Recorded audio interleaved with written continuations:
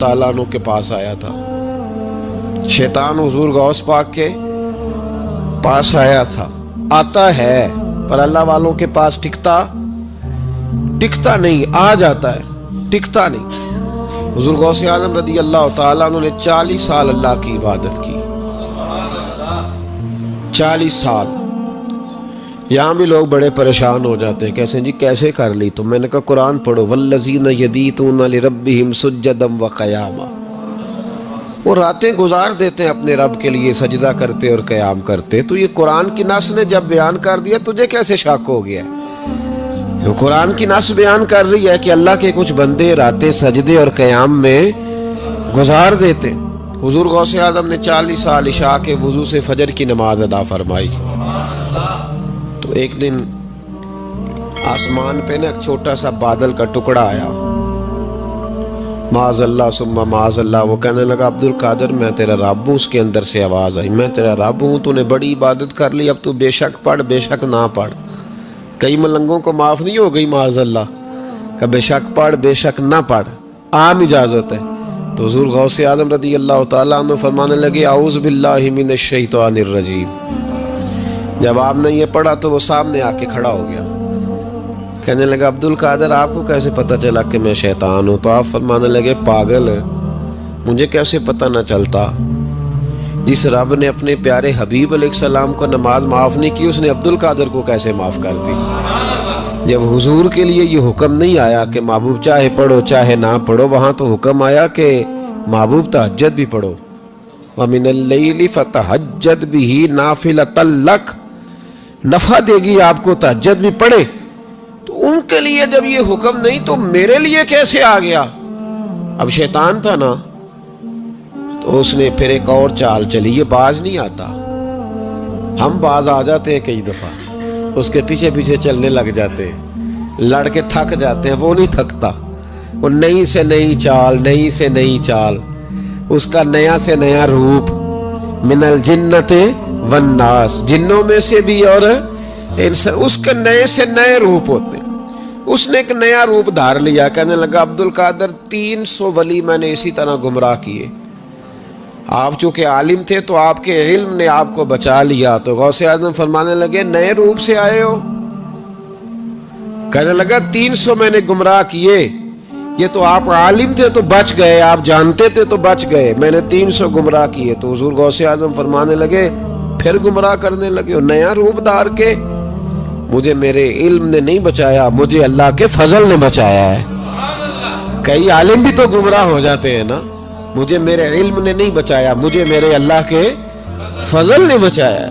میرے بھائی، میرے عزیز طریقت کے مسافروں، یاد رکھو، سمجھ لو اس بات کو کہ وسوسہ آتا ہے. وسوسہ، 2 قسم کے مہمان آتے ہیں. 2 قسم کے مہمان.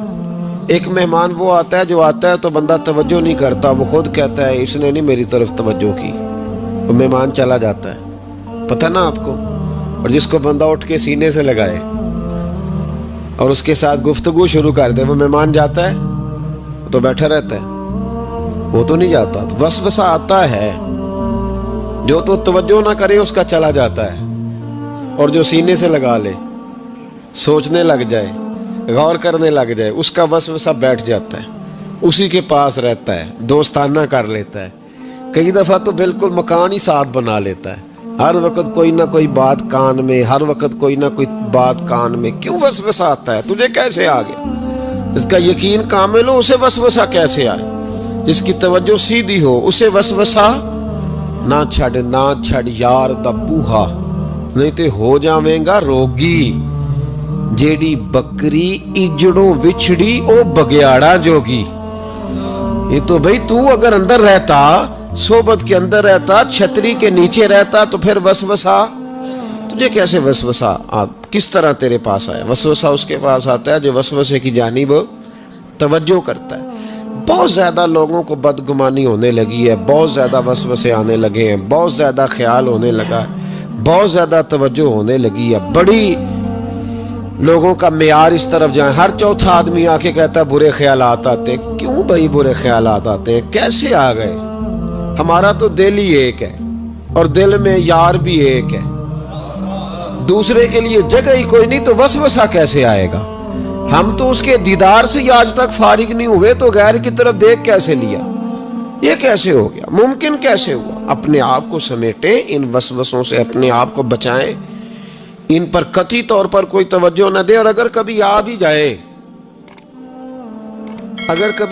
جائے تو میں نے کہا ہے کہ اس کو سینے سے لگانے کی ضرورت، اس کو جھٹک دیں، بات ختم ہو گئی۔ آ جاتا ہے وسوسہ، بڑوں کو آ جاتا ہے، وسوسے آیا کرتے ہیں، آیا ضرور کرتے ہیں، لیکن جو لوگ قابل ہوتے ہیں، جن کا ایمان مضبوط ہوتا ہے، جن کا تیقن مضبوط ہوتا ہے، ان لوگوں کے پاس وسوسے ہمیشہ رہتے نہیں۔ ایک اہم بات اصلاح کی جو سمجھنی بڑی ضروری ہے، آپ کے لیے بڑی ضروری ہے۔ آپ نے یہ غور کرنا ہے کہ وسوسہ آتا کہاں سے ہے۔ کوئی نہیں سمجھ آئی آپ کو میری بات کی؟ نہیں آئی ہوتی تو آپ بڑی دور پہنچ چکے ہوتے ہیں۔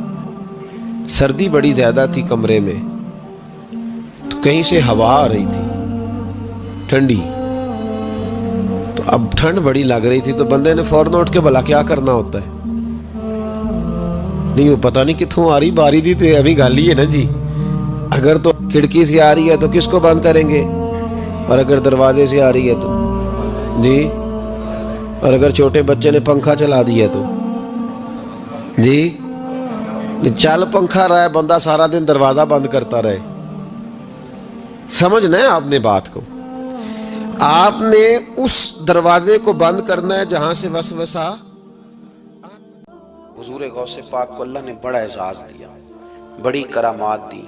آپ فرمایا کرتے تھے میں نے 40 سال اپنے رب کو راضی کیا ہے مصلی پہ بیٹھ کے۔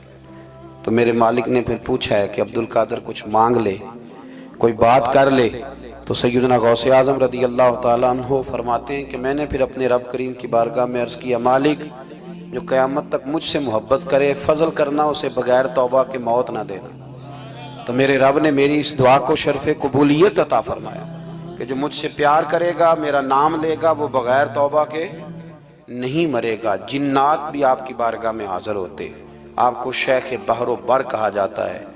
جب آپ نے منبر پر بیٹھ کر یہ اعلان فرمایا نا کہ میرا یہ قدم ہر ولی کی گردن پر ہے، تو خراسان کے جنگلوں میں معین الملت والدین عطائے رسول ہند الولی خواجہ معین الدین اجمیری موجود تھے، تو وہاں اعلان کرنے لگے، کہنے لگے غوث پاک صرف گردن پہ کیوں، آپ میری آنکھوں پہ بھی قدم رکھیں، میرے سر پہ بھی قدم رکھیں۔ اللہ نے ان اولیاء کو بڑا اعزاز دیا، انہیں اللہ نے بڑی شان دی۔ اپنی نسبت اللہ کے بندوں سے مضبوط رکھیں۔ ضروری نہیں کہ آپ کسی جگہ مرید ہی ہوں گے تو آپ کی نسبت مضبوط ہوگی۔ آپ خواجہ معین الدین سے پیار کریں، آپ حضرت بہاؤالحق نقشبند بخاری سے پیار کریں، داتا علی اجویری سے پیار کریں، آپ غوث پاک جیلانی سے، آپ اللہ کے نیک بندوں سے محبت کریں، ان کا تذکرہ سنیں۔ اب تو پوری مہم چلی ہوئی ہے اللہ کے بندوں کے خلاف، لوگوں نے ایسا وار چلایا کہ بس جی کچھ بھی نہیں جی، آپ چھوڑیں، آپ ڈائریکٹ کتاب و سنت کو پڑھیں، کوئی بھی نہیں جی، کوئی ولی نہیں۔ تو پھر وہ جو اتنی آیتیں، وہ حدیثیں، وہ سارا کچھ، اس کا مطلب ہے امت میں ولی ہوتے ہی نہیں۔ تو الا ان اولیاء اللہ لا خوف علیہم ولا هم یحزنون کا کیا معنی ہے؟ اس کا کیا مطلب؟ آپ نے تو ملیاں میٹ کر دیا، سارا پوری مہم چلی، اللہ کے بندوں سے پیار کریں۔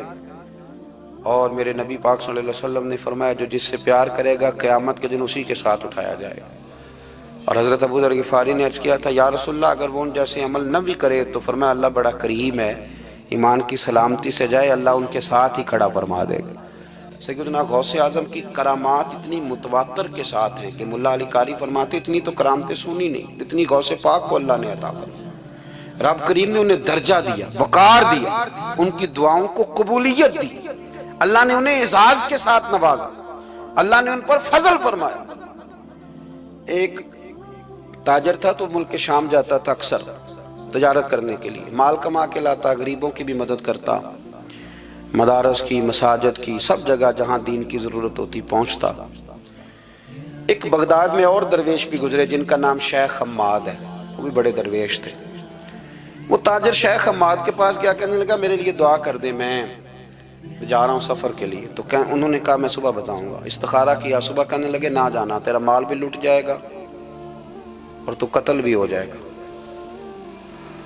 وہ بڑا پریشان ہوا، حضور غوث پاک کے پاس گیا، کہنے لگا حضور وہاں بھی میں نے کہلا بھیج دیا ہے، سامان میرا پڑا ہے، جاؤں گا نہیں، پیمنٹ نہیں کروں گا، ملے گا نہیں تو خسارہ ہو جائے گا، مہربانی فرمائے۔ غوث پاک نے مراقبہ کیا، فرمایا تو جا، اللہ خیر کرے گا، تو جا، اللہ خیر کرے گا۔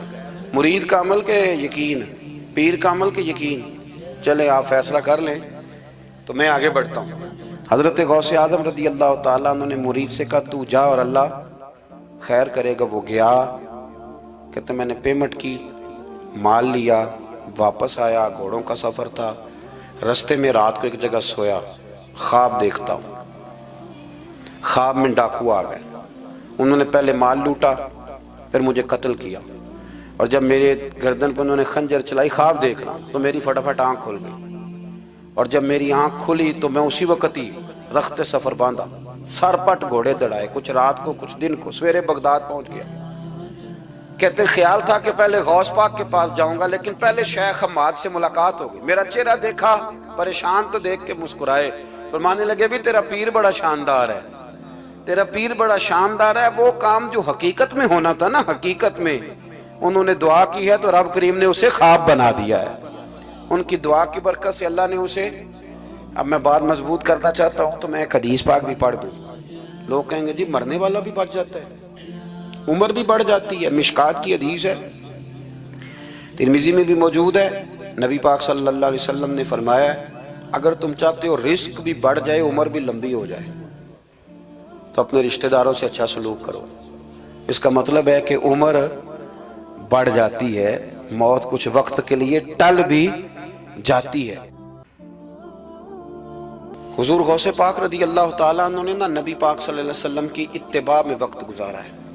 کچھ بندے اللہ کے بڑے خاص ہوتے ہیں، حضور غوث پاک رضی اللہ تعالیٰ عنہ کو اللہ نے اعزاز عطا فرمایا ہے، شان عطا فرمائی کہ غوث اعظم درمیان اولیاء جو محمد درمیان انبیاء، اس طرح نبیوں میں رسول کریم کا مقام ہے نا، اس طرح ولیوں میں غوث پاک جیلانی کا مقام ہے۔ حضور غوث پاک رضی اللہ تعالیٰ عنہ کو اللہ نے کئی اعزازات دیے، سب سے بڑی بات یہ کہ اللہ نے انہیں کرامات عطا کی۔ کرامت دین کا پورا ایک حصہ ہے۔ ہمارے یہاں نا لوگ کہتے ہیں اخلاق بیان کریں جی، وہ کہتے کیا تھے، کرامت کیا ہوتی؟ بھئی کرامت تو قرآن پاک نے بیان فرمائی۔ آصف بن